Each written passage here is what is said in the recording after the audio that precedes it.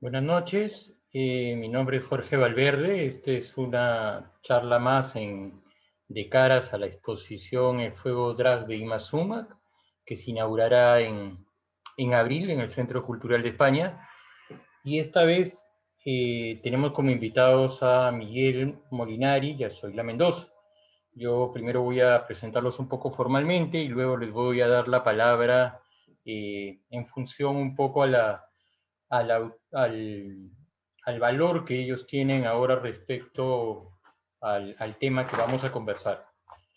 De Zoila Mendoza se puede decir que es bachiller y licenciada en antropología por la Pontificia Universidad Católica del Perú. Recibió su magíster y doctorado también en antropología de la Universidad de Chicago y es actualmente profesora principal del Departamento de Estudios Indígenas de las Américas en la Universidad de California en Davis. Miguel Molinari es con formación abogado y en ciencias políticas en la San Martín de Porras, gestor cultural con experiencia en el sector público y privado, promotor y difusor del arte lírico en el Perú, productor de radio y televisión, ha conducido varios programas tanto en televisión y en radio, y a él le debemos principalmente la avenida de Imazuma, la última avenida y la más importante, digamos, de alguna manera, de Imazuma en el Perú. Eh, de ellos dos, yo puedo decir que fueron las primeras personas con quien contacté para averiguar más sobre Imazuma, porque luego de que uno ve los numerosos videos que hay en la web, lee un par de artículos y quiere profundizar en el tema, se da cuenta que Miguel Molinari es una voz autorizada para contarnos desde el lado musical como promotor del arte lírico, pero también por su rol de gestor en la avenida de Imazuma. Y por el otro lado, en el caso de Zoila Mendoza es importante porque si bien hay muchas historias y hay muchas versiones y artículos periodísticos de Imazuma, no necesariamente se le ha historizado, no necesariamente se le ha investigado, no necesariamente se le ha puesto en contexto, o al menos son pocos los artículos que han buscado hacer eso. Entonces, uno de ellos, que se encuentra en el libro Música Popular y Sociedad en el Perú Contemporáneo, editado por Raúl Renato Romero, que es un documento bastante amplio que está disponible en la web de la Universidad Católica. Y ahí Zoila Mendoza tiene un artículo que se llama Del folclore a lo exótico, y Mazuma y la representación de la identidad inca. Entonces, nada, son ellos dos con quien vamos a conversar ahora. Yo le pediría quizás a Zoila para comenzar un poco a ponernos en contexto, que nos cuente el interés por Imazuma, cómo se gestó este artículo, estos estudios, digamos, y a las conclusiones que llegó, las dificultades que tuvo, y nada, eso para comenzar, digamos. Muchas gracias, Jorge, por la invitación, por darme esta oportunidad de estar aquí con Miguel y contigo conversando sobre ese tema. Mira, hay muchos temas que conversar, pero quisiera comenzar para decir que mi interés personal por escribir sobre Imazuma viene de algo familiar. Yo escuché el nombre Imazuma desde que recuerdo que era niña, pues mi mamá, que también se llama Zoila, como Imazuma, primer nombre es Zoila, y yo también Zoila, em, contaba siempre la historia de la amistad que había tenido con ella y sobre todo las historias alrededor de el llamado descubrimiento de ella como una cantante extraordinaria, ¿no? Eso relato en detalle en varios artículos de lo que he escrito, de entre ellos el que mencionaste, Jorge. Sería muy largo de detallar, pero en resumen se podría decir que mi madre y Mazumac se encontraron en Lima como dos provincianas que venían a mejorar, a elevar su educación. Si bien Imazuma había estado antes en Lima, ella, su base era también en la sierra, tal como mi mamá también, de donde venía. y sus familias querían que ellas siguieran su educación en Lima por un tiempo. Se encontraron ellas en el mismo colegio de monjas en el centro de Lima y se hicieron muy amigas las dos solas. Tenían un carácter muy parecido, engancharon muy rápidamente, eran muy, muy amigas por un par de años. En uno de esos momentos de amistad en la casa de mi tío, donde vivía mi mamá, porque la familia, su padre vivía todavía en la sierra, en el Valle del Mantaro, pero vivía con un tío en Lima, eh, se encontró con Vivanco, con Moisés Vivanco, quien se encontraba en esa casa ensayando para un evento folclórico. Él ya siendo un reconocido músico y ensayando con mi tía para un evento folclórico, ¿no? Sin detalles, fue ese el momento en el cual ellos se conocieron y ella comenzó a trabajar con Moisés Vivanco y se unió a su grupo, etcétera, etcétera, ¿no? Comenzó esta historia de su participación en el mundo folclórico. Ahora, cuando yo ya de antropóloga, mucho más tarde, comienzo a investigar entre uno de los temas, el desarrollo del ámbito del folclore en el Perú, específicamente en Cusco, pero también a nivel nacional. Me encuentro muchísimo en los documentos, en varios archivos y en periódicos, sobre las paradojas y los malentendidos que rodearon a la emergencia de ella como una imagen importante internacional, ¿no?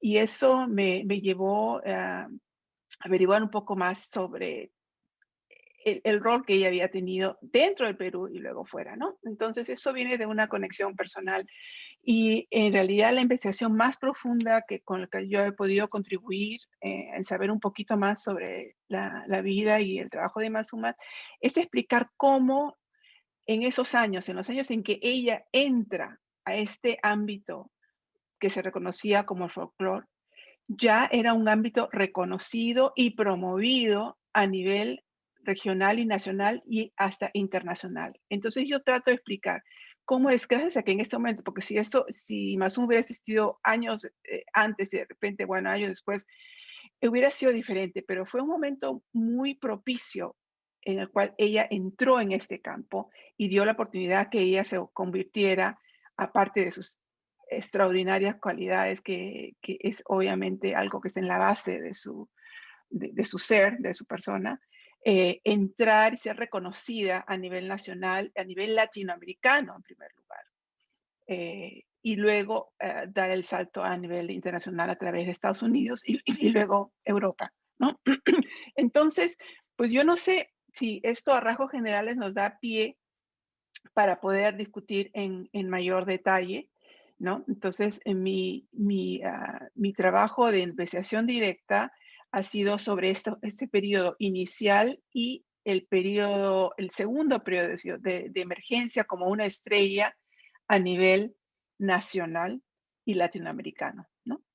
Eh, Luego ya la etapa internacional es un tema que no necesariamente he investigado yo directamente, sino que más bien otros lo han hecho, ¿no? Y por supuesto, el broche final de su vida y el reconocimiento a nivel nacional promovido por Miguel ha sido siempre un aliciente importante para mí, para terminar de contar un poco la historia de Mazuma, que por fin haya sido reconocida en su país, porque yo entro un poco a las paradojas y a los conflictos que ella tuvo por ser reconocida en su país, ¿no? Entonces, podemos detallar más luego en la conversación, pero eso es a grandes rasgos como yo mi encuentro con la personalidad de Imazuma. Gracias, Soyle. Entonces ahí entramos a un poco el inicio, digamos, este inicio que posteriormente seguro lo vamos a ir desarrollando, de Ima Suma, digamos, como figura central en la música peruana e internacionalizándose, digamos, ¿no? Miguel, tú cuéntanos, por favor, cómo llegas a Ima Suma, ¿no? ¿Cuáles son tus primeros contactos con ella, ¿no? ¿Cómo nace, digamos, eso que luego se volverá en motivación para traerla, ¿no?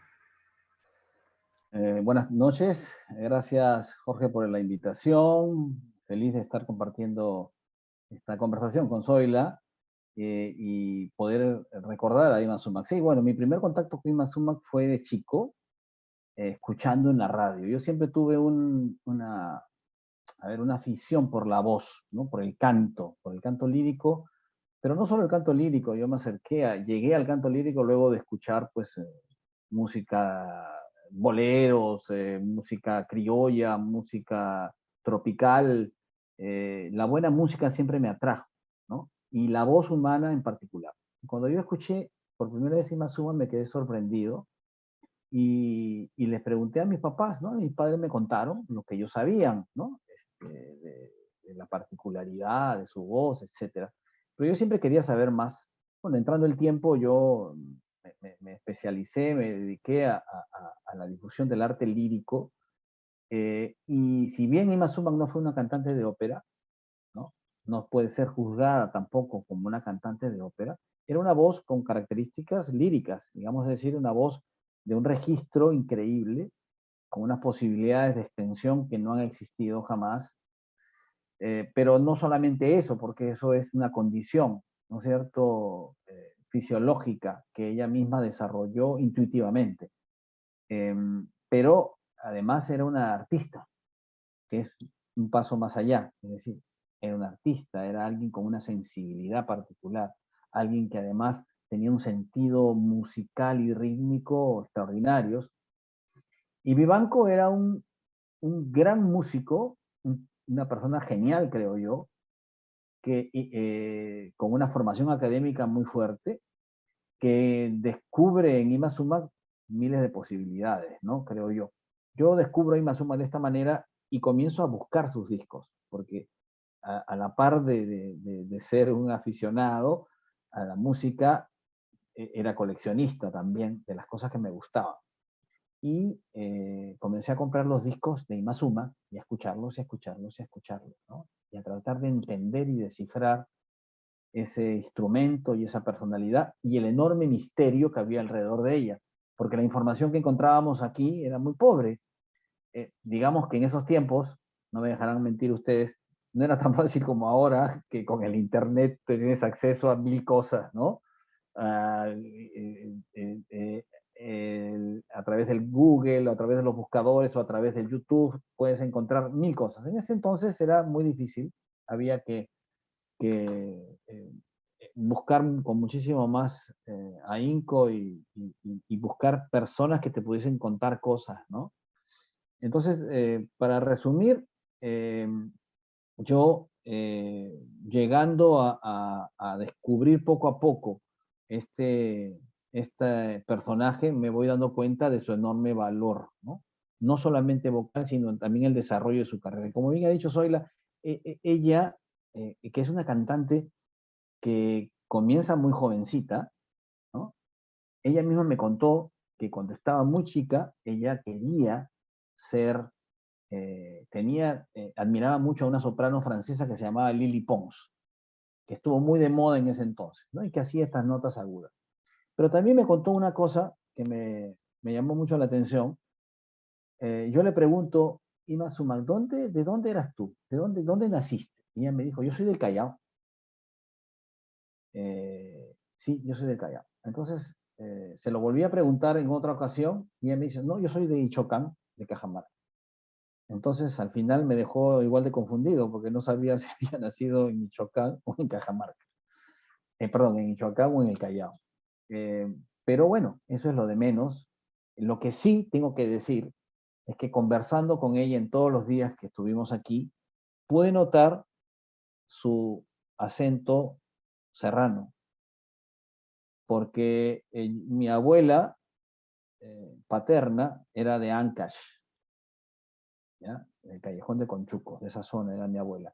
Y yo recuerdo mucho a mi abuela, y apenas escuché a Ima Sumac, me hizo recordar, digamos, la manera de hablar, y las personas que son de la sierra o que tienen familiares, también se podrán, no me dejarán mentir, en el hecho que tienen un particular humor, ¿no? Una manera muy particular de humor, ¿no? Donde seguramente el quechua tiene algo que ver.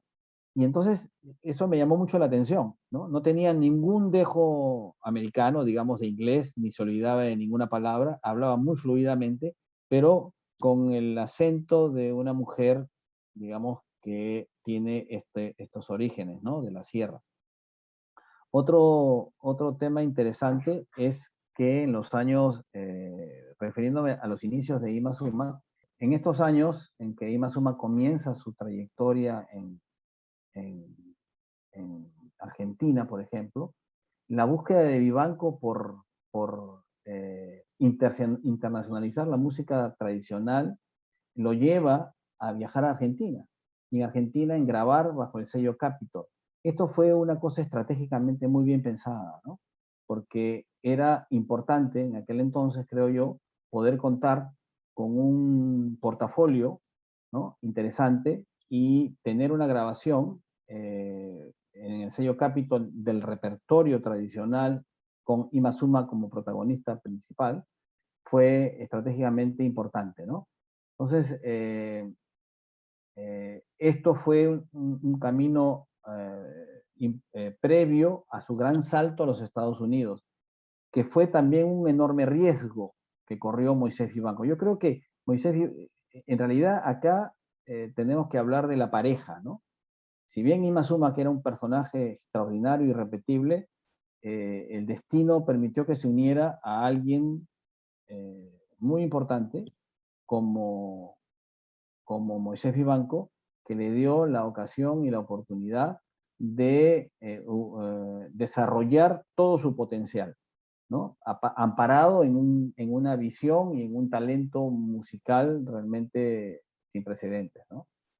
Y tal vez, bueno, Zoila, retomando lo que nos contabas hace un momento, a partir de lo que ha comentado también Miguel, de estas primeras salidas, pues, o conexiones, por un lado, de estas conexiones con Vivanco y de estos primeros viajes a Argentina, sobre todo, que resulta bastante estratégico, no sé si por ahí son las primeras paradojas que tú encuentras, que mencionaste antes, o en todo caso, ¿cuáles son estas paradojas a las que te referías anteriormente?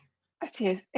Primero, quería hacer recordar que la relación entre el mundo artístico peruano y argentino venía desde los años 20 a través de un interés común en revivir la imagen inca y una fuente de identidad nacional, ¿no? He escrito un poco sobre el asunto. El interés de ciertos grupos intelectuales y artísticos en Argentina era muy fuerte en base a todo lo que se relacionara a lo incaico, ¿no? Entonces, estoy de acuerdo con Miguel que fue un movimiento importante, estratégico en términos comerciales, y etcétera, etcétera, pero hay que entender también que la recepción, el interés no hubiera sido tan fuerte si no hubiera existido esos antecedentes ya del interés por lo específicamente incaico, ¿no? Hay que saber que bueno, hay muchos elementos que relacionan a la imagen de Maxuma como lo incaico, desde un principio hasta la imagen de Hollywood, ¿no? Que se va desarrollando. Pero el interés desde fuera y incluso desde el mismo Perú en ver en ella la conexión con lo inca fue clave, ¿no? Y fue una cosa que comenzó desde que ella adoptó, por razones, hay historias detrás, el nombre de Ima Suma en quechua, y además su relación, supuesta relación como descendiente de Atahualpa, ¿no? Entonces, ¿qué pasa? Esa es una primera paradoja, ¿no? Que en el Perú, a partir de ciertos años de intentar reconocernos como una nación, se busca una identidad común basada en lo inca, ¿no? Y lo inca por muchos años ha significado lo cusqueño, obviamente, por ser la fuente de la cusqueñidad, el lugar del centro del imperio, ¿no? Entonces, ella, aunque haya podido estar relacionada a un segundo inca que estaba en Cajamarca, de todas maneras, se ve desde un primer momento ligada a esta idea de lo inca, ¿no? y su personalidad y su identidad desarrollarse a través de eso, ¿no? En un primer momento. Ahora, esto se agudiza, se desarrolla mucho más ya en su fama internacional, ¿no? Por cómo se da la historia de su entrada al movimiento de la exótica, ¿no?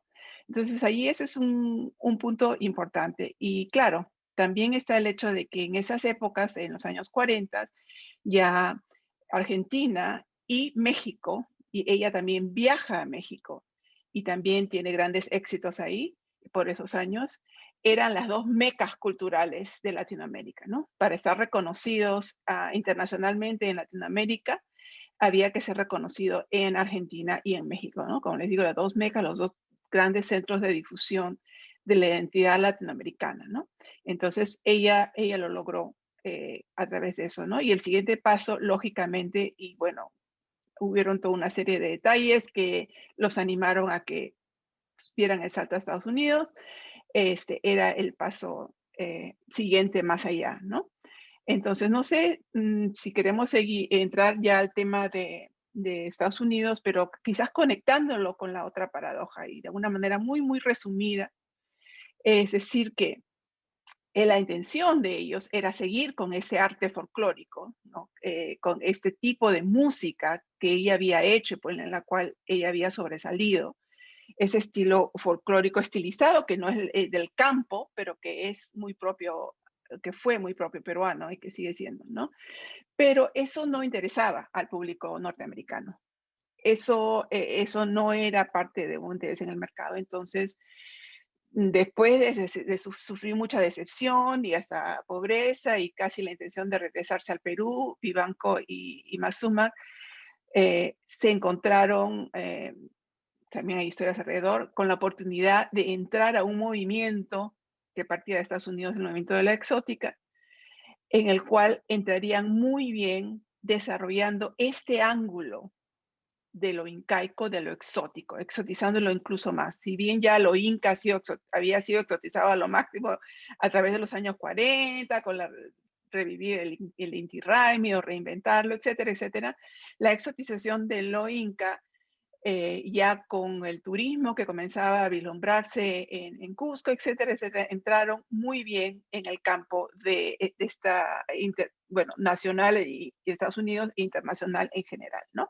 Entonces la paradoja es que ella, si bien surge como figura y ella y Vivanco quieren entrar con su arte, ellos de alguna manera tienen que acomodarse a, al nuevo ámbito en el cual se desarrollan y desarrollar un arte nuevo, ¿no? Un arte que no fue entendido ni aceptado en el Perú de regreso.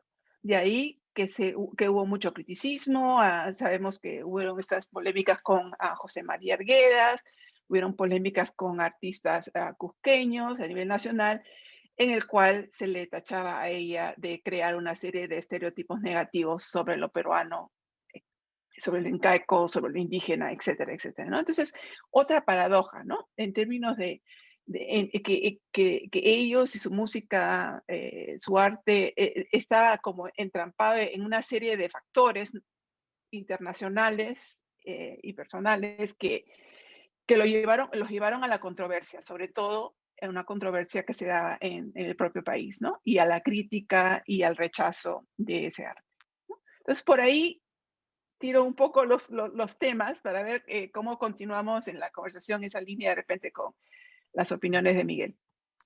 Sí, eso es casi perfecto porque nos liga a lo que luego hace Miguel, es decir, o sea, si ahí puede ser que se da este primer conflicto de peruanidad, de rechazo hacia Ima Suma, que puede venir también en una ausencia en el imaginario colectivo, artístico en el Perú, en una ausencia del reconocimiento, dura bastante tiempo, ¿no? Y es la que de alguna manera se reivindicó en parte con la venida en el 2006. Miguel, tú cuando iniciaste, ¿cómo veías de grave esta ausencia de Ima Sumac, digamos, antes de iniciar ese proyecto, ¿no? Y bueno, yo quería hacer un comentario a lo que acaba de decir Zoila, efectivamente. este interés por lo folclórico, ¿no? También aparece, digamos, había aparecido ya en los años 30, 40 en los Estados Unidos, ¿no? El Ballet Nacional de México, por ejemplo, que había tenido tanto éxito, ¿no? El ballet folclórico de México.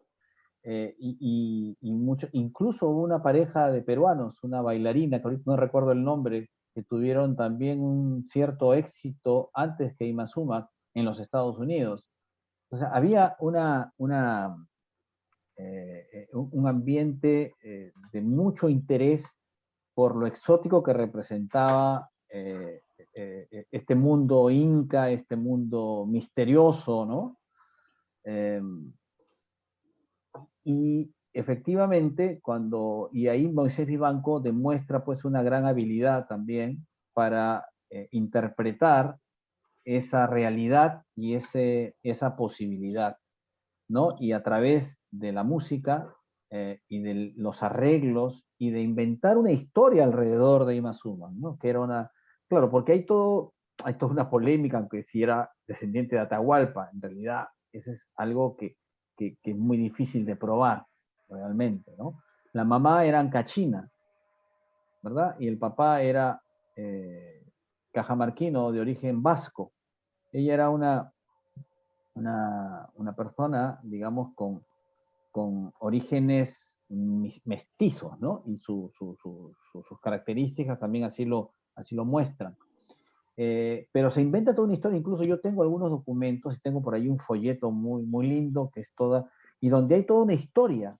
Ese es un folleto que seguramente se entregaba a una especie de programa de mano, donde hay el relato de toda una historia relacionada a Ima Sumac, ¿no? Una historia muy interesante que dice que ella guardaba en su voz todos los misterios del imperio incaico, y que había una leyenda de de los antiguos incas que habían profetizado que 2000 años después iba a venir una mujer cuya voz iba a guardar todo el misterio del imperio incaico, ¿no? Y que esa mujer, y cuentan una historia muy, muy sugestiva, ¿no?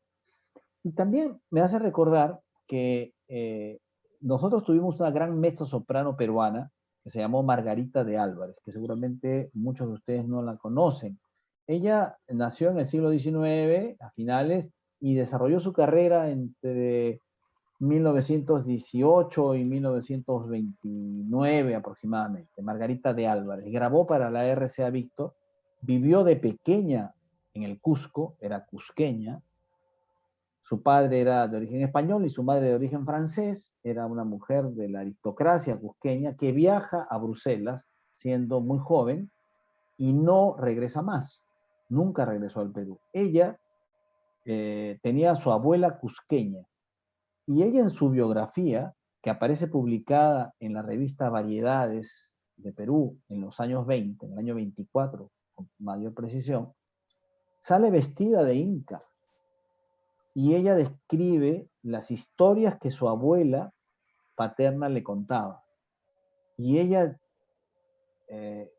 estaba convencida que la magia de su talento y de su voz provenía de sus orígenes incaicos, ¿no? Entonces nos vamos más atrás y vamos encontrando personajes que buscaban encontrar en este origen misterioso de los incas una fórmula, ¿no?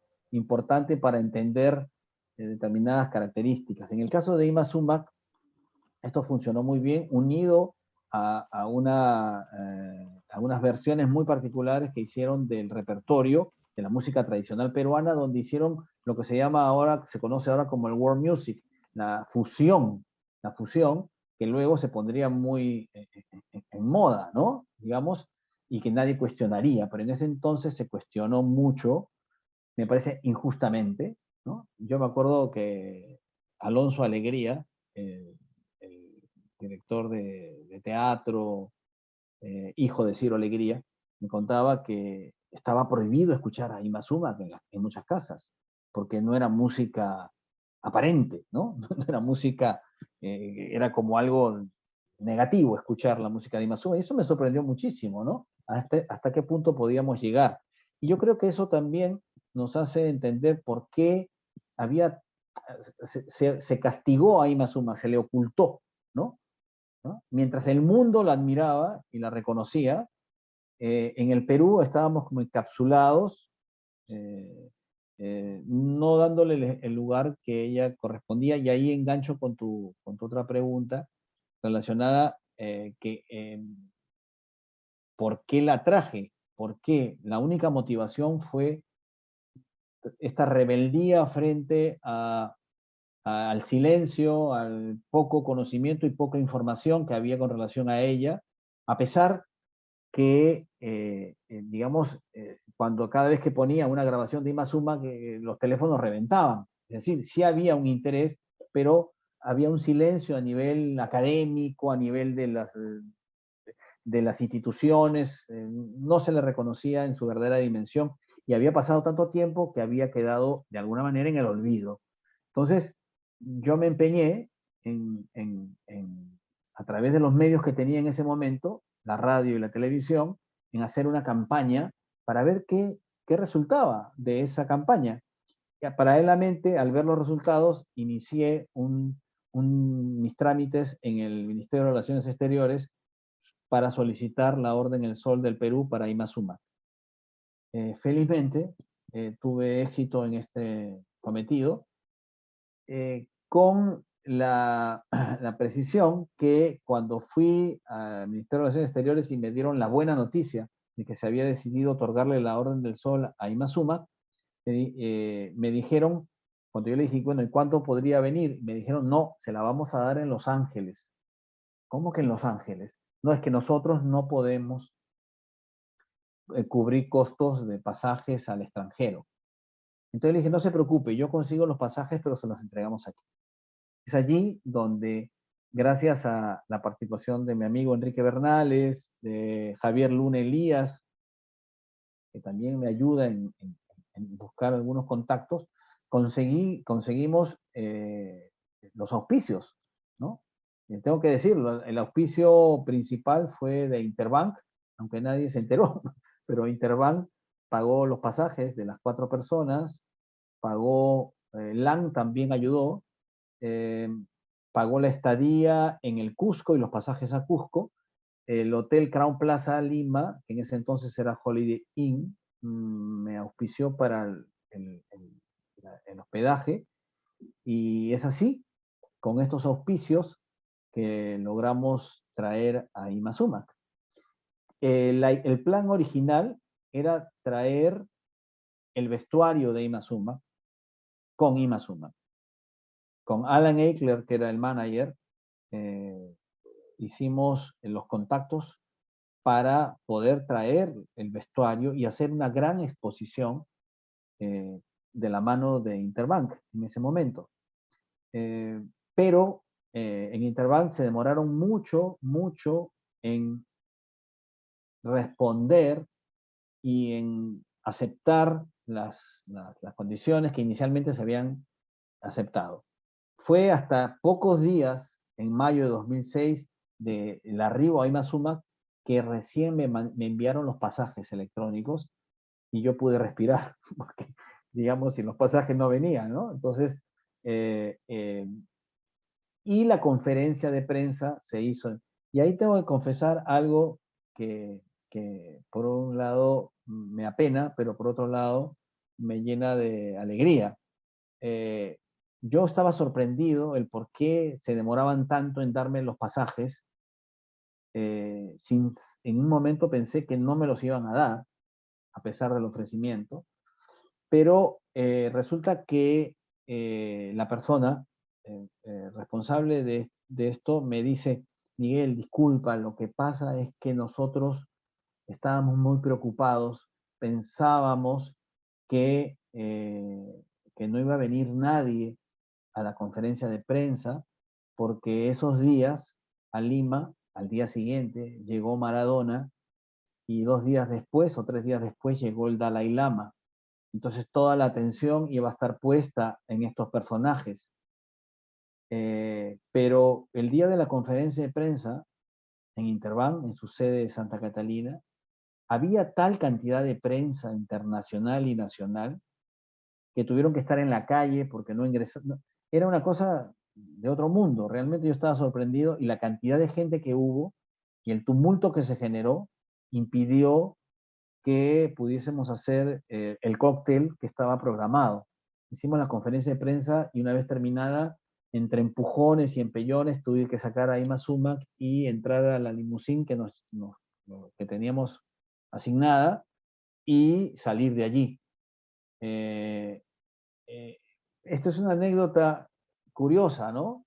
Que justamente enlaza con este desconocimiento que había aquí de la importancia de Ima Sumac y de la importancia que tenía incluso internacionalmente que Ima Sumac regresara a su patria a ser homenajeada. Esto ya, que saliera un poco de ese claustro donde estaba, porque nadie sabía de ella, nadie no daba entrevistas, y de repente Ima Sumac venía, la princesa inca venía a su país, ¿no? Eso fue un boom. Pero no había conciencia entre quienes estaban respaldando y auspiciando en ese momento de la importancia, ¿no?, que tuvo la llegada de Ima Sumac, a pesar de los otros personajes también importantes que llegaban en esos días, ¿no? Sí, y bueno, de ahí muchas cosas más que podremos seguir conversando más adelante. Zoila, tal vez está quedándonos en la parte esta del conflicto, de los primeros conflictos, los primeros problemas, digamos, de reconocimiento, de cómo se va generando un conflicto en el reconocimiento de Ima Sumac acá. Ese tipo de actitud, ¿tú dirías que persiste, es una constante, tiene algo particular? ¿Tuvo algo particular con Ima Sumac o es una cosa más de constante que, qué sé yo, que se puede resumir, no sé, en cosas tipo cuando se nacionalizó o por el éxito que alcanzó, ¿no? Cuando se nacionalizó estadounidense, o por el éxito que alcanzó simplemente? ¿Es solamente eso o hay, digamos, o la paradoja es mayor? Justo, me has leído la mente porque estaba pensando un poco en esa línea. Yo creo que al centro de toda esta problemática alrededor del reconocimiento de Ima Sumac en su propio país están una serie de estereotipos.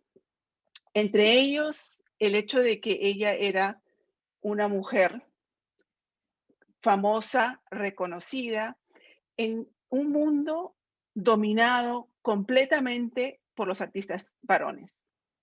El mundo folclórico, intelectual peruano de esos años, ¿no?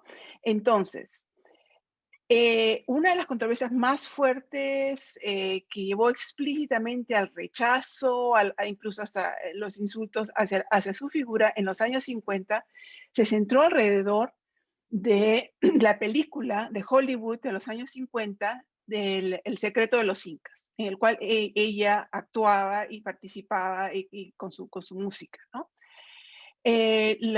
Los intelectuales, artistas cusqueños se vieron muy ofendidos por comentarios que ella había hecho sobre el Perú y también sobre las imágenes que se presentaban en esa película, ¿no? Si bien, de alguna manera tiene razón que es una película terrible en muchos sentidos de perpetuar una serie de estereotipos sobre lo que eran los peruanos de esa época, lo que era el mundo indígena, por otro lado, era una cosa, un rechazo por los artistas urbanos elitistas que rechazaban el hecho de que a ellos les vayan a llamar indios, o en fin, que se les confundiera un poco, ¿no? Entonces, el estereotipo de lo que es lo indio frente a lo que es lo incaico, ¿no? Como es una cosa que persiste en el Perú hasta el día de hoy. Todos glorificamos lo incaico, Machu Picchu, etcétera, etcétera. Por otro lado, no queremos reconocer los derechos indígenas, ¿no? No queremos proteger la tierra, el agua de aquellos que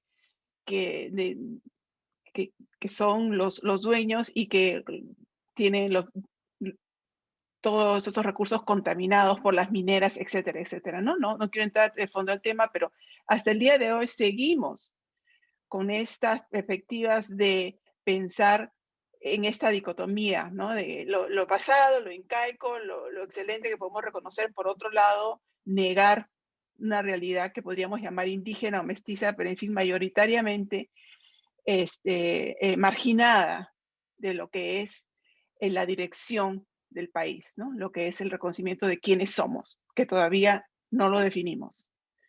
Y que las élites gobernantes, intelectuales, políticas, no lo reconocen, no terminan de realmente plantearlo claramente, ¿no? Entonces, ese tipo de problemas afectaron mucho a su personalidad, porque, como le digo, como mujer reconocida internacionalmente y famosa en un mundo dominado por los varones, artistas intelectuales, en ese momento en el Perú, muchas de sus críticas más fuertes vinieron de hombres hacia la figura de ella. Y luego todo este asunto de sí queremos ser reconocidos como descendientes de los incas, pero no queremos que nos digan que somos indios, en fin, ese problema persiste, ¿no? Entonces, esos estereotipos continúan y, bueno, con suerte los procesemos mejor en las siguientes generaciones y creo que sí estamos avanzando en ese sentido, ¿no? Entonces, eso quería apuntar, que es muy importante apuntar de que estos reconocimientos, esa problemática, ese rechazo, hasta odio a la imagen de Imaxuma, de repente la prohibición que se había frente a su música por ciertos grupos, era que no, esta traicionera ha presentado esta mala imagen del Perú, no se ha estereotipado, en fin, tenía mucho que ver con toda esta problemática nuestra misma como peruanos, estereotipos, y además ella como mujer, ¿no? Entonces, un poco quería lanzar esa idea. Totalmente de acuerdo con lo que dices. Yo también pienso que les fue muy difícil aceptar que una mujer en polleras, ¿no es cierto?, hubiese conquistado el mundo, ¿no? Y esto puede haber sido muy fuerte en ese momento.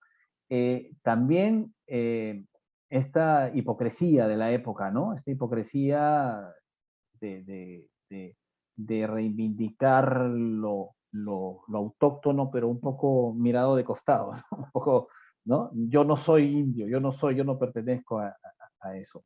Pero también es verdad que ahí también yo tendría que decir, ¿no? Si vamos a buscar lo auténticamente puro, tampoco vamos a encontrar que la música tradicional, digamos, de Ayacucho, de Cusco, es música inca, porque no lo es, donde interviene la guitarra, donde intervienen determinados instrumentos que no son, ¿no? Y además con una estructura musical que no fue la que se conoció en la época de los incas, ¿no? Obviamente que el salto que da Vivanco con Ima Sumac es un salto enorme en ese sentido, en búsqueda de una identidad muy particular, porque Ima Sumac se le puede decir lo que quieran, pero ella crea un estilo, o sea, tanto es así que nadie canta lo que canta Ima Sumac.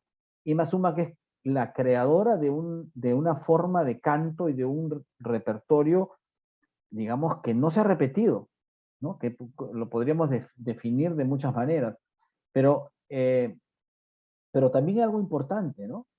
El mundo conoció al Perú mucho más gracias a Ima Sumac. O sea, Ima Sumac llevó el nombre del Perú a los rincones más alejados del planeta.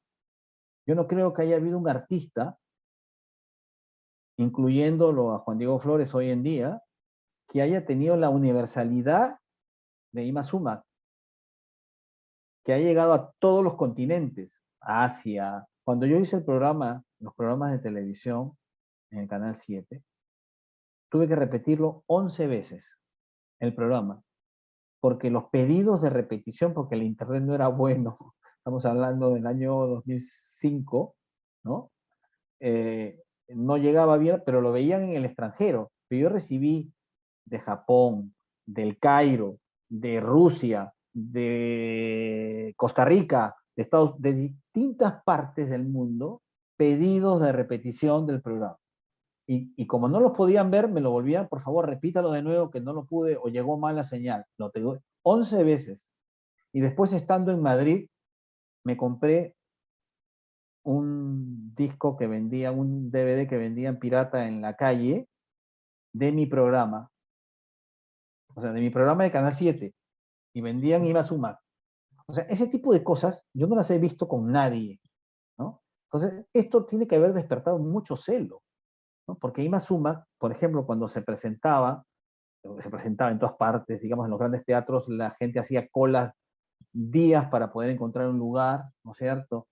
Cuando se presentó en el teatro japonés, en París, se presentó 3 noches, ¿no? Y tuvo como teloneros, digamos, ella era el plato fuerte, digamos, ¿no? La primera noche fue el Ballet Lido de París. La segunda noche, su telonero fue Marlene Dietrich, la famosa actriz alemana, ¿no? Y la tercera noche fue Frank Sinatra. Esto nos da una dimensión del momento, digamos, estelarísimo que le tocó vivir a Ima Sumac en esos años. Fue una figura de leyenda que despertaba una fascinación, porque no estamos hablando solamente de una voz, porque cuando hablamos de un artista, tenemos que pensar que el instrumento es la voz, pero para lograr cautivar a un público, necesita poder transmitir sobre el escenario una capacidad de seducción tan grande, ¿no? Y eso era Ima Sumac. Ima Sumac se paraba sobre el escenario y tenía un ángel y una capacidad de seducción que conquistaba a todos los públicos del mundo. Y obviamente con esa voz, pero no es solamente la voz. Porque como decía Alfredo Kraus, para cantar también se necesita la voz. Es verdad, la voz es el medio, pero la artista que era Ima Sumac y lo que ella transmitía va mucho más allá de una voz. Y lo que significó para su momento, obviamente alrededor de ella se construyó todo un mundo fascinante, ¿no? Vivanco fue, por eso yo pienso que sí, la pareja fue genial. Y creo que, como dice Carmen McEvoy en alguna conferencia sobre Ima Sumac, cuando la pareja se separa, ¿no? También pierden los dos, ¿no? Es decir, comienza un poco el apagarse de las carreras de ambos. Hay otros elementos que contribuyen a eso, ¿no? Pero yo sí creo que en el caso de Ima Sumac, lo que ella consiguió ha sido algo increíble, ¿no? Y algo único que no se ha vuelto a repetir. Pero es curioso también que que seguro que es desde un inicio, ¿no?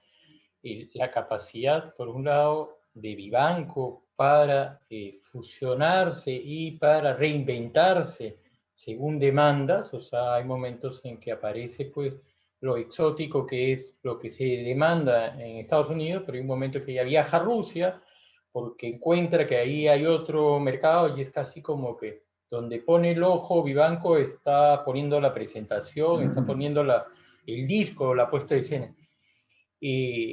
Tiene toda esa capacidad que se le debe a Vivanco, pero también es curioso que Ima Sumac, por lo que dices, Miguel, por esta figura artística, tal vez hasta por la imagen que ella proyecta como mujer, por el histrionismo, por todo lo demás, es alguien que ya sola reaparece en los 80, ¿no?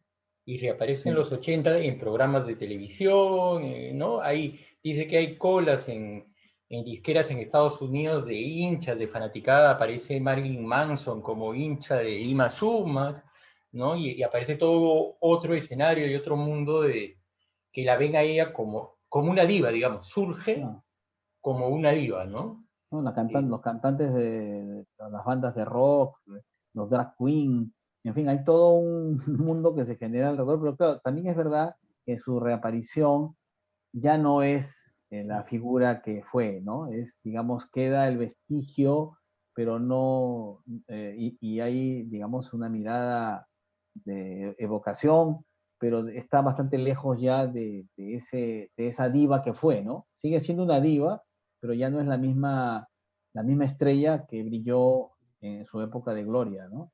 Pero pareciera igual ella estar todavía, digamos, manejar ese mundo, Ah, pareciera no, sí, ella todavía, o sea, su capacidad escénica todavía la tiene, y tal vez ahí es muy interesante, que vamos a seguro verlo después también, que tú lo has visto en primera, como de primera mano, esa capacidad escénica que tiene también cuando viene, ¿no? Cuando viene, sí, demuestra sí. toda una capacidad escénica en cada presentación, en cada entrevista, en cada homenaje.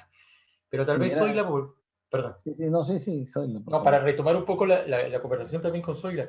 Zoila, quedamos en este tema del digamos, de estos conflictos de reconocimiento a Ima Sumac, eh, que digamos que ahí también complica un poco, digamos, yo lo veo un poco así, hay también una ausencia por construir biografías, reconocer biografías, producir biografías. Tenemos a una figura, o ya llámese Ima Sumac sola, o Ima Sumac y Moisés Ibango, y no tienen una biografía, no tienen unos libros. Bueno, Carmen Magueboy se sabe que está trabajando en eso, pero hace rato que ya debería tener, esa pareja debería tener la historia oficial, la historia no oficial, la historia contada por tal, la versión de tal, debería haber, no sé, pues 10 libros, ¿no? Como en otras latitudes. Esa también, digamos, ausencia por ese tipo de producción, por ese tipo de investigación, que es medio académica, medio periodística, medio literaria, ¿no? Pero que tampoco hay, ¿no? No sé si sobre eso tienes también algún comentario. Mira, en parte, en el caso específicamente de Matsumaki, puede ser también de algunos otros personajes en la historia que tienen que ver con, por lo menos con las áreas que yo he investigado. Creo que todo está relacionado a esta problemática que presentaba, ¿no? Que es el hecho resuelto de repente en otros países como México, de repente también Argentina, hasta de repente Chile también, pero por ejemplo, México como un ejemplo de el desarrollo de una identidad nacional fuerte con la idea de mestizaje y lo mestizo con la idea de, si bien estereotipada, pero de reconocimiento de una nacionalidad basada también en elementos mestizos, indígenas, etcétera, etcétera. Entonces, varios autores han escrito sobre el hecho de que en el Perú, en particular, hay este hecho de que a nivel nacional, a nivel de gobierno, y también me imagino que esto está relacionado directamente a nivel de elites, gobernantes e intelectuales, está este problema no resuelto de a quién vamos a alabar, a quién vamos a poner como nuestros héroes o nuestros personajes a través de los cuales podemos identificarnos como nación, ¿no? Claro, más allá de héroes de la guerra, en fin, etcétera, etcétera, ¿a quiénes vamos a reconocer y poner como imágenes de lo que se debe ser? ¿No? Entonces ahora, ahí por ejemplo, bueno, no sé, porque mi esposa escribe sobre Tupac Amaru, por ejemplo, ¿no? Tupac Amaru es una de esas figuras, ¿no? Que han llegado de alguna manera a representar a nación, de alguna manera indígena, pero por otro lado más a la cuestión de identidad nacional, y en fin, por ahí que han salido trabajos alrededor de él, ¿no? Digamos, ese sería un caso. Pero en muchos otros casos, con el caso de Mazuma, es como que, ok, ¿cómo la ponemos a ella, no? ¿Qué representa ella dentro de lo que somos? ¿Qué ideales? ¿No? Entonces yo creo que eso no está resuelto. Creo que nosotros en nuestro país no tenemos este problema resuelto de a quién vamos, o sea, atrás de quién vamos a estar como empujando, digamos, ideales que debemos promover. Yo creo que en el Perú nos hace gran falta esta reflexión y este trabajo alrededor de quiénes somos y qué figuras debemos en nuestra historia rescatar y a quienes también debemos dejar de echar demasiadas flores y respetar como grandes héroes o heroínas y quizás rescatar incluso nuevas heroínas y nuevos personajes, entre ellos Imaxuma, ¿no? Y reconocer esto que se ha mencionado, ¿no? Que el reconocimiento que acaba de mencionar Miguel, que es el que no otra persona en el mundo ha llegado a hacer conocer su país como ella lo hizo, ¿no? Tan lejos y tan fuerte, ¿no? Que va a través de generaciones, porque no solamente fue que pasó en los 50, pero que sigue hasta el día de hoy. La gente joven, el día de hoy, la rescata por otras razones, ¿no?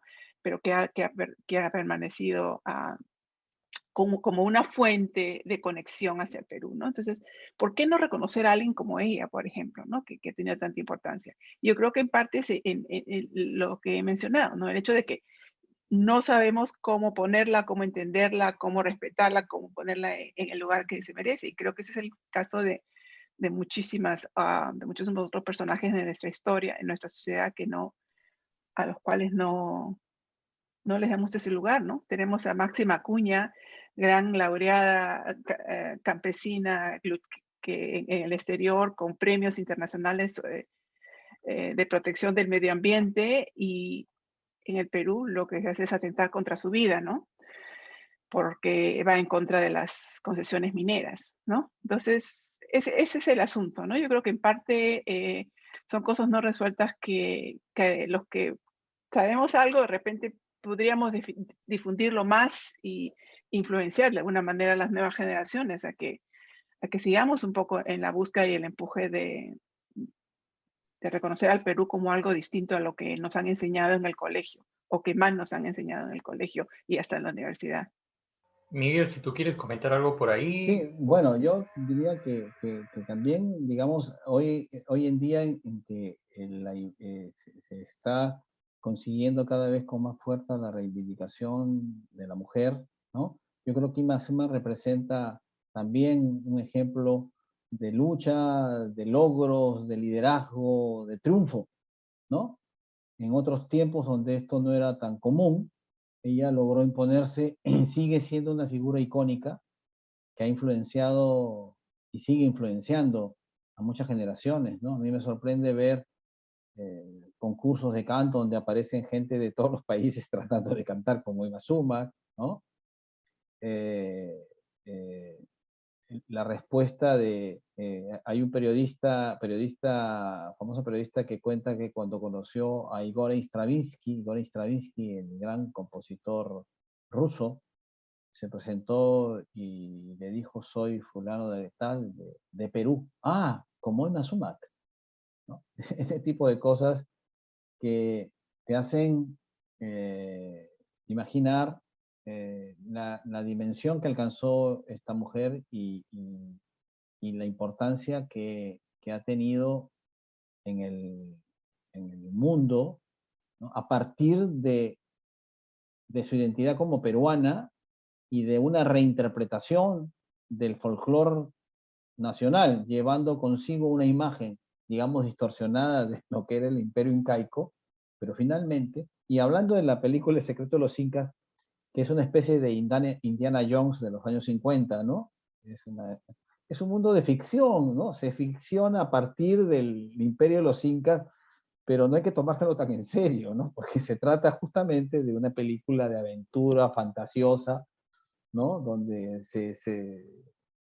el trasfondo, digamos, es otro, digamos, pues, el rechazo hacia este personaje, que con el tiempo ha perdido fuerza ese rechazo, ¿no? Creo que ante los hechos y ante el enorme valor de su arte,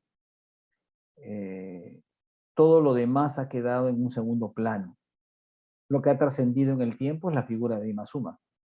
También porque poseía un talento vocal, y no hemos hablado de eso, excepcional, ¿no? Ella, el rango vocal, el registro, digamos, de una voz humana educada, digamos, un cantante de ópera, por dar un ejemplo de una voz extremadamente educada, se mueve en el rango de las 2 octavas y media. Es decir, de su nota más grave a su nota más aguda, su extensión es de 2 octavas y media. Esto quiere decir el pentagrama, es decir, do, re, mi, fa, sol, la, si, do, contiene una octava, ¿no? Entonces, 2 octavas y media, sea la voz que tengas, tenor, soprano, barítono, es el rango en el que te mueves, ¿no? En el caso de Ima Sumac, esa extensión iba muchísimo más allá, ¿no? Ella tenía 5 octavas. Ha habido voces de 3 octavas en la ópera, ¿no? Como Mador Robán, como Ernazac, etcétera, que evolucionaban su registro sobre todo hacia el registro agudo, pero siendo ella de origen una soprano, tenía voz el registro de mezzosoprano, de contralto, hasta de tenor, diría yo, y el registro sobreagudo, más agudo que te puedas imaginar. Esto le permitía a ella desarrollar un repertorio muy amplio, muy extenso, en el sentido de que la música que se adaptó y los arreglos que se hicieron para su voz que eran casi imposibles de repetir, ¿no? Por justamente estas características tan particulares de su voz. Hoy en día escuchamos a otros cantantes que con arreglos electrónicos hacen cosas, pero en el caso de Ima Sumac fue un fenómeno vocal y así fue considerada además, ¿no? Esto además habla de una gran inteligencia para desarrollar una carrera, porque ella podría haberse dedicado a la ópera, por decir de alguna manera, y esto la hubiese encasillado en un repertorio que tiene reglas muy precisas y muy justas, donde estas condiciones posiblemente no se hubiesen podido notar, ¿no? En cambio, en lo que ella hizo ha sido única e irrepetible, y esto la ubica en un lugar también único e irrepetible, ¿no? Ella me contaba, por ejemplo, que los recuerdos que ella tenía era que cuando niña, en Michoacán, gustaba mucho de ir al campo y entretenerse, abstraerse de todo y escuchar el sonido de las aves, de los ríos, del viento pasando por las hojas, y siempre buscando que imitar esos sonidos. Entonces, inconscientemente, seguramente, ella fue desarrollando, amén del talento que tenía, una capacidad de un registro excepcional que unido a un talento artístico y musical, la llevaron a ser el fenómeno que es Ima Sumac, ¿no? Iván, me están ya haciendo una pregunta también para Zoila.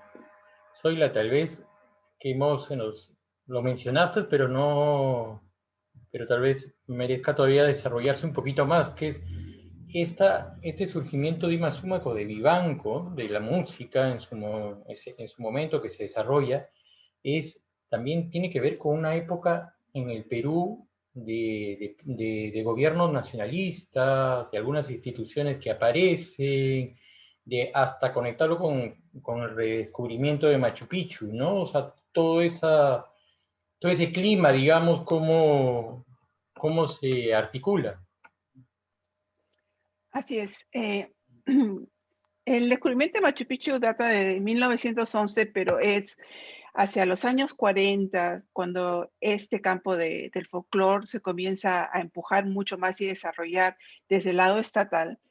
Tiene que ver con este esfuerzo de desarrollo de la identidad nacional y del nacionalismo. Y en ese momento también es que se comienza a explotar el Perú como una fuente de turismo, ¿no? Entonces es justamente en los años 40 cuando se construyen las primeras carreteras que suben a Machu Picchu y se promueve todo eso. Entonces es ahí donde, si bien intentos de desarrollo de identidad nacional con la guía antes, es hacia los años 40 cuando ella comienza a emerger en este campo, que es el momento por excelencia en el cual figuras como ella pueden enganchar con esa búsqueda de la identidad nacional y ligada al incaico, etcétera, etcétera, ¿no? Ese es el momento previo, digamos, aclarando a todo este conflicto que se crea posterior a cuando ella va a Estados Unidos, ¿no? Entonces, sí, está ligado todo el desarrollo del ámbito de folclore en general en Latinoamérica y en el mundo. Miguel mencionó estos ballets nacionales que tiene que ver con el desarrollo de estados-nación.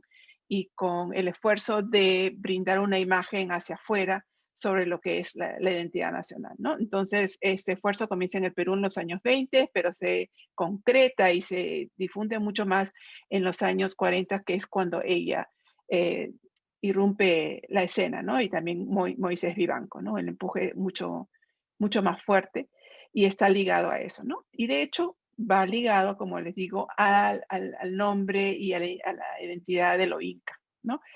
Los grupos, aunque sean de Huancayo, que sean chancas o de otros lugares, todos se llamaban los incas, todos tenían, porque era lo que había que utilizar como para justificar que uno era auténtico, ¿no? Entonces, poco a poco eso va a ir cambiando, ¿no? Entonces, esos fueron los años en los que ella surgió y, como dije antes, reforzó su deseo de poco a poco identificarse con su propia personalidad e identidad incaica. Y una pregunta tal vez que para lo que está diciendo Zoila, pero que también Miguel podría comentarla de su experiencia como gestor, es siempre se da un conflicto entre la necesidad de proyectar una identidad nacional, ¿no? Y el riesgo de caer en estereotipos, ¿no? Entonces, eso siempre genera, y que lo vemos hasta cuando se quiere hacer programas como Marca Perú, ¿no? Y se promueve esto, y entonces hay una dificultad por crear, digamos, por construir una identidad nacional hacia afuera y no caer en estos estereotipos, ¿no? No sé si eso te genera algún comentario, podrías saber decir algo al respecto. Bueno, es un tema, digamos, la identidad en general, digamos, siempre ha sido un tema complejo, ¿no? ¿Qué somos? ¿No? Ahora que estamos celebrando el bicentenario, nos encontramos también ante esta disyuntiva, ¿no? El bicentenario, la independencia, nos planteó esta situación también, ¿no? Una vez que dejamos de ser España y pasamos a ser independientes, hubo un conflicto, ¿no? También un conflicto. ¿Qué somos ahora? ¿De dónde venimos? ¿Somos españoles? ¿Somos peruanos? ¿Somos incas? Yo creo que la identidad como un valor, digamos, no es algo que se haya trabajado, ¿no? Desde los gobiernos, no se ha promovido una identidad. En muchos aspectos seguimos siendo virreinales en, en nuestros complejos, en nuestros estereotipos. Pero yo creo que figuras como Ima Sumac, por ejemplo, han ayudado enormemente como ocurre ahora con la gastronomía, por ejemplo, ¿no? La gastronomía, que no ha sido sino poner en valor algo que teníamos en nuestras casas a diario, han ayudado enormemente a sentir esa sensación de orgullo, ¿no? De pertenencia, de sentirnos orgullosos de lo que somos a través de la gastronomía, por ejemplo, ¿no? Entonces es un tema, digamos, bastante complejo. Yo no soy antropólogo, como lo es Zoila, que puede tener una lectura más profesional del tema, pero sí creo que adolecemos, ¿no? de este tipo de...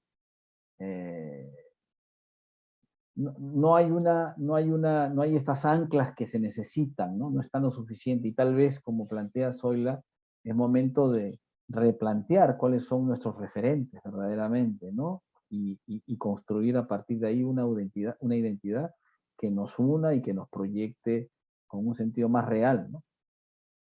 Eso es lo que yo podría decir. Yendo a lo de estereotipos, lamentablemente sí.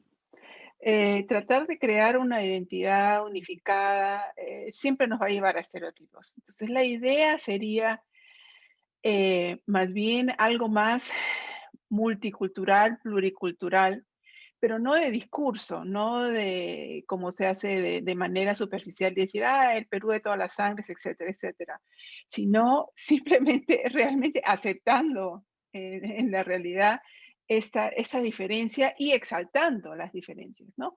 No es que, bueno, todos vamos a hacer, todos compartimos eso porque somos peruanos, pero cada uno tenemos nuestra característica distinta. No, Es algo más distinto. Y no creo que haya nadie en el mundo ahorita en ese momento que sea capaz de poder proyectar una identidad única nacional que no cree estereotipos, ¿no? De repente naciones como Canadá, en fin, pero es problemático la idea de un Estado-nación que quiera proyectar una imagen, ¿no? Ahora, una de las paradojas sobre las que yo escribo es que el Perú, si bien habla y respeta mucho a los incas, nos proyectamos como una nación criolla. El primer grupo que salió de Perú a representar al Perú en un evento internacional fue un equipo basado de la señora Santa Cruz, basado en música criolla afroperuana, ¿no? Entonces, claro, incorporando también otros elementos, ¿no? Entonces, los diferentes gobiernos han promovido diferentes ideas. En mi vida yo he visto el gobierno de Velasco Alvarado que promovía de alguna manera mayor diversidad que otros gobiernos, ¿no? Con legislación, con reconocimiento legales, con reforma agraria, en fin.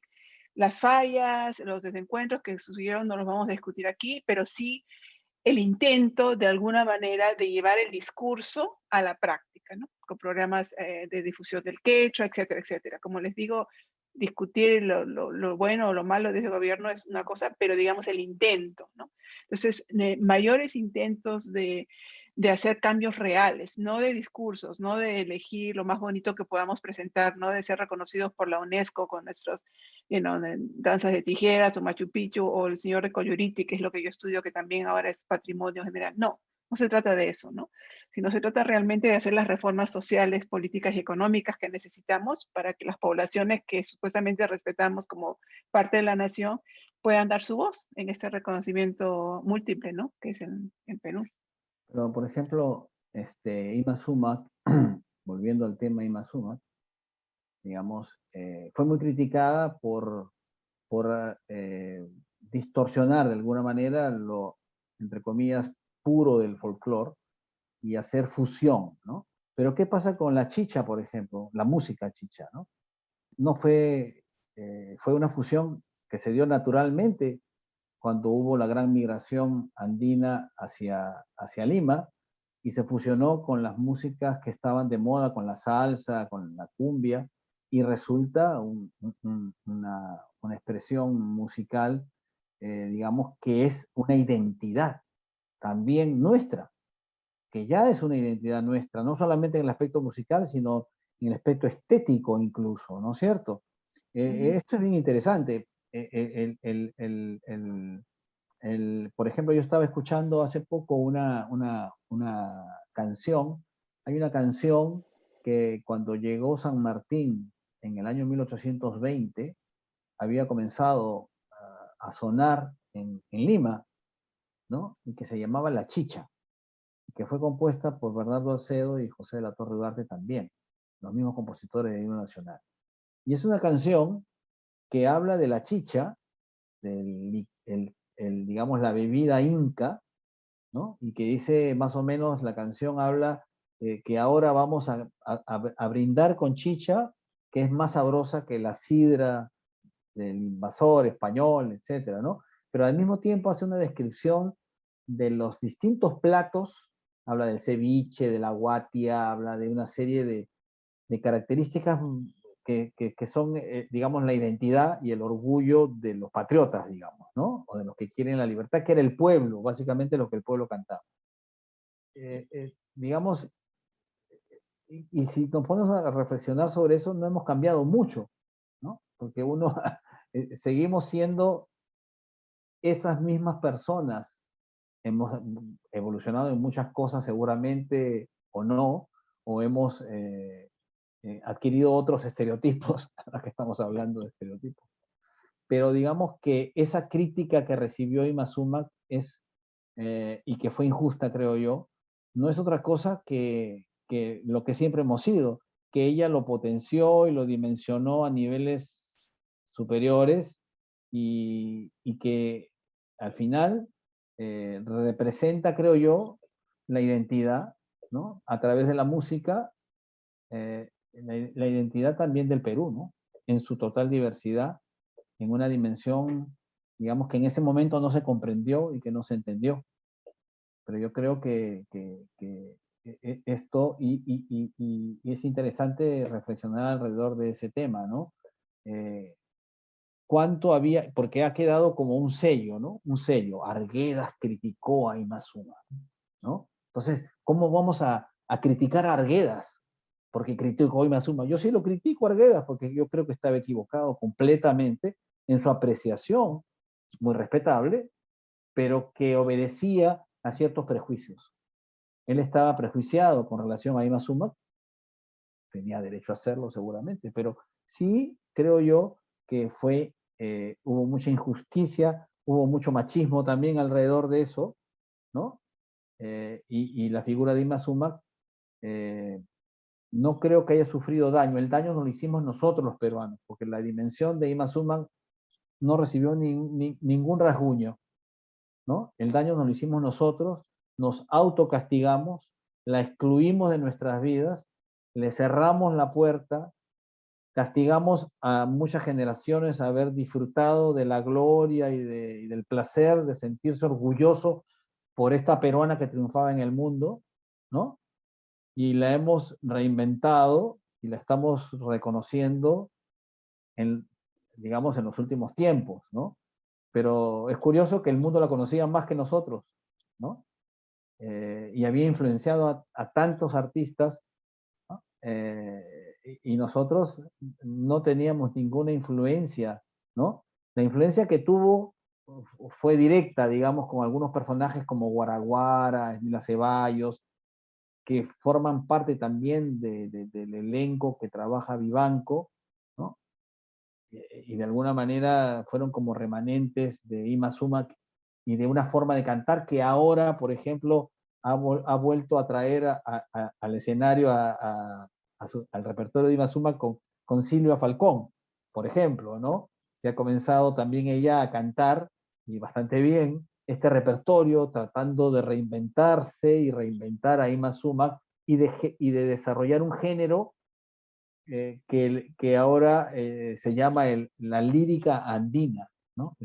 La lírica andina, para identificar esta forma de canto o esta forma de interpretar lo andino a partir de una voz con ciertas características. Qué bueno que mencionaste rápidamente. No sé cómo estaremos de tiempo, pero quiero mencionar rápidamente, es algo que también ha reconocido por lo menos uno de los actores que yo conozco que ha escrito sobre Imazuma, es el hecho de la característica de la voz de la mujer andina, ¿no? Que en parte ha tenido que ver con su capacidad. Ella obviamente resaltó, pero eso no quiere decir que haya muchas, de repente muchas Imazumas en potencia por ahí, porque Sí, sabemos yo que la creo que sí. característica de la voz andina y ese tono, y sobre todo las notas altas, ¿no? Alta, También las sí, sí, bajas, sí, muy en aguda, sí, ciertas, sí. claro, muy agudas. También algunos estilos enfatizan las bajas, pero sobre todo las altas, y eso es un prejuicio de elites también dentro del Perú. El sonar andino, el sonar como indio tampoco es muy bien recibido, ¿no? Entonces, por ahí que también esta idea de que una mujer cantando quizás al estilo, aunque sea estilizado, pero andino, alto, de repente tampoco cayó bien ¿no? con otras personas, pero de su época, ¿no? Pero yo quiero enfatizar una vez más, Miguel, lo importante que ha sido para mí y debe ser para muchos reconocer que finalmente tú nos diste la oportunidad como peruanos de reparar de alguna manera durante su vida y no póstumo, como sucede con muchos otros personajes, Ujú. de alguna manera el desconocimiento y el rechazo que hubo hacia ella, aunque no haya sido un empuje nacional, ha sido todo tu esfuerzo, en fin, el apoyo internacional le dio ese realce que tú señalas y realmente ha sido algo importante que haya sucedido y algo importante que cierra de alguna manera la historia de Imazuma, que es una historia que debe rescatarse y de la cual debemos seguir aprendiendo y difundiendo y quizás que nos sirva como ejemplo para estas imágenes de identidad nacional que a veces necesitamos como referencia, pero sin dejar de conocer que el cambio es la mayor constante en cualquier cultura, ¿no? Entonces, ella representó el cambio y la innovación. Entonces, ¿por qué no Ujú, exaltar eso? El hecho de que el cambio y la innovación es algo positivo, es algo que solo lleva al avance de una nación y de estilos, ¿no? Entonces, ella podría ser un ícono muy importante que rescataría ese valor, ¿no? De la ujú, innovación.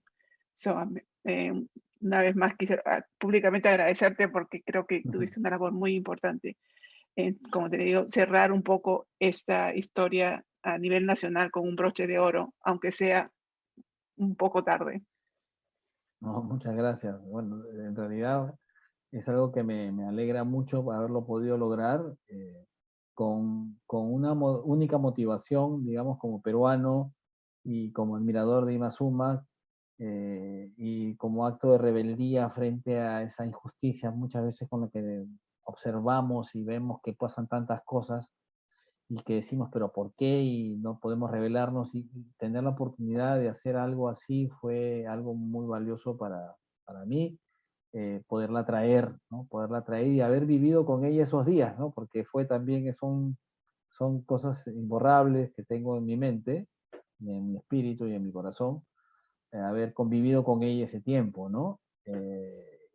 Y haber conocido a la persona también, con su sentido del humor, con su, con sus ganas de vivir, con esa cosa histriónica, ¿no? Cuando, cuando tenía que aparecer frente al público y se convertía en una estrella de Hollywood de los años 50, ¿no? Porque su manera de enfrentar las cámaras y de posar frente a ellas eran de otro tiempo también, ¿no?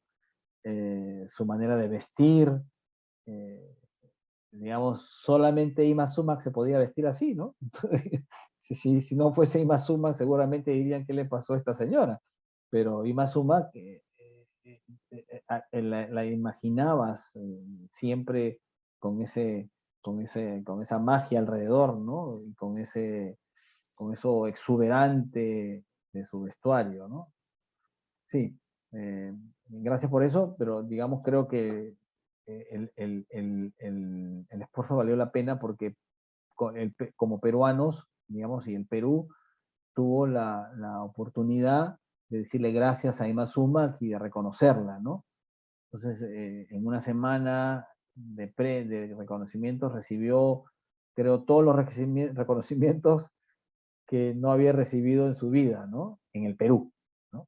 Entonces tuvo la Orden del Sol, la Medalla de la Ciudad, las palmas magisteriales, las palmas artísticas, el Instituto Nacional de Cultura le dio la Medalla de la Cultura, le dieron el Sindicato de Artistas, también le dio, la Universidad San Marcos le dio por única vez la Medalla Basadre, en fin, hubo una serie de ceremonias, todas importantes.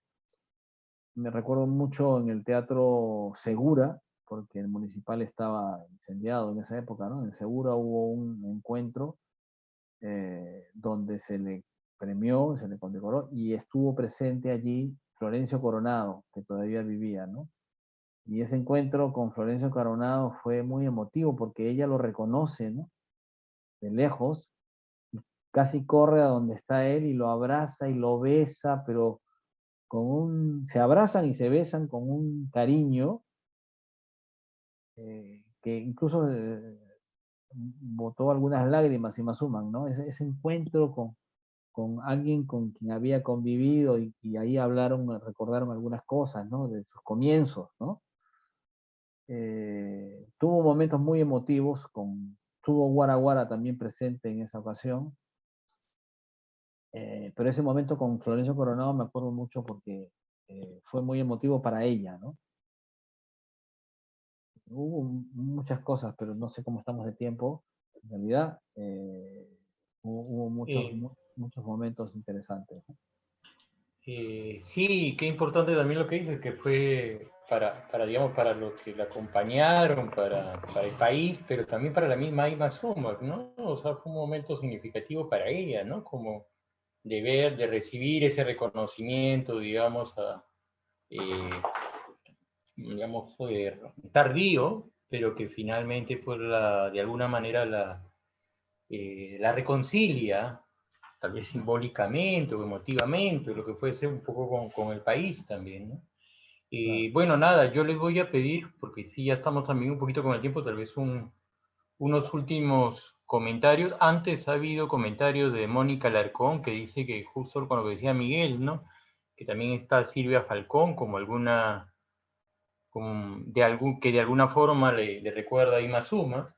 Y, y nada, yo les pido pues estos comentarios finales y haciendo también mención pues a la exposición que se viene ahora en abril, que se va, que dentro de los varios propósitos que tiene es también eso, ¿no? Otra vez llamar la atención sobre el potencial simbólico, apropiable, explotable de Ima Sumac para contribuir con otras narraciones estéticas, hasta reivindicatorias, ¿no? Porque ahora cuando se la vincula con esto, con lo drag y con los movimientos LGTB, también puede tener ahí una función, un aporte que deriva en puestas en escena afirmativas, ¿no? En sentirse orgulloso porque se representa a una figura como tal. Y que ese es un poco el propósito uno de los propósitos de la exposición, y que en ese camino también curioso, también, así como hay ese propósito, también pues en el camino de seguir recopilando datos, uno atestigua cómo algunas otras cosas permanecen. Cuando uno ve así en las redes, en Instagram, en Facebook, a los clubes de fans son de afuera hasta ahora. Un montón de clubes de fans hasta ahora, ¿no? Que hay Imazuma que la colorea, Imazuma de live, Imazuma vive, Imazuma tal, o sea, son varias cuentas, pero hasta ahora hasta ahí en coreanos, hay en otros idiomas, y cómo todavía va permaneciendo, curiosamente, el reconocimiento foráneo, digamos, por encima del local. Pero nada, los dejo pues entonces con unos últimos comentarios, sin dejarles de agradecer también otra vez por sus tiempos, ¿no?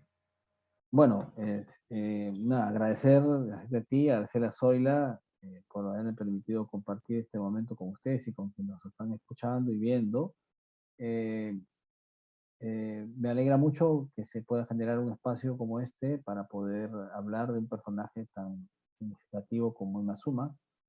Yo creo que es importante recordarla y, digamos, ella, es curioso esto que acabas de decir con relación a que no existen club de fans aquí en Perú. Yo creo que eso es consecuencia, pues, ¿no? De ese castigo, ¿no? Del que hemos hablado hace un momento, hacia su imagen, hacia lo que ella representa.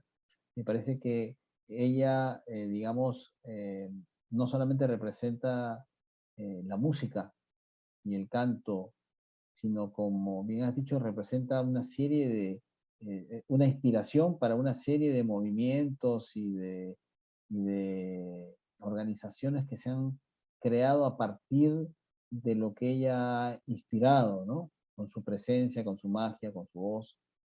Y esto habla pues de una personalidad, digamos, extraordinaria y que es el orgullo de saber que nació en nuestro país, es algo que debemos tener siempre presente.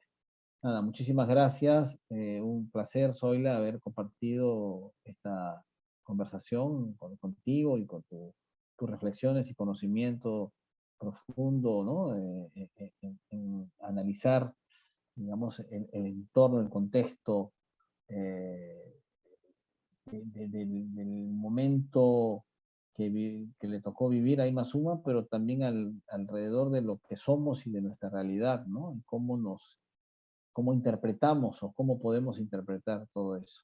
Muchísimas gracias y bueno, estaremos en abril en la exposición. Gracias, Miguel. Gracias nuevamente también por esta invitación. Ha sido realmente muy agradable. He aprendido muchísimo. Siempre aprendo mucho cuando te escucho, Miguel, de contar tanta información valiosa sobre Imazuma. Creo que estamos en un momento muy, muy propicio para rescatar la personalidad, la persona de Imazuma. ¿Por qué? Porque estamos en la búsqueda posiblemente de una nueva constitución, de un nuevo gobierno. Tenemos a una juventud que sale a las calles pidiendo cambio, pidiendo elementos importantes para ponerlos al centro de la discusión. Entonces, ¿por qué no rescatar una imagen como la de ella que permite la discusión de una serie de principios y de problemáticas en nuestro país, como la de LGTB, o todo tipo de temas alrededor de, como le dijimos, de los estereotipos, de en contra de mujeres, en fin, una serie, pero además el cambio y de la innovación, que es lo que se busca en este momento, ¿no? Entonces ella sería un símbolo ideal, no digo que sea el único, ¿no? Pero podríamos comenzar por ahí, con lo que tenemos, y empujar esos principios que ella representó y que no fueron reconocidos, ¿no?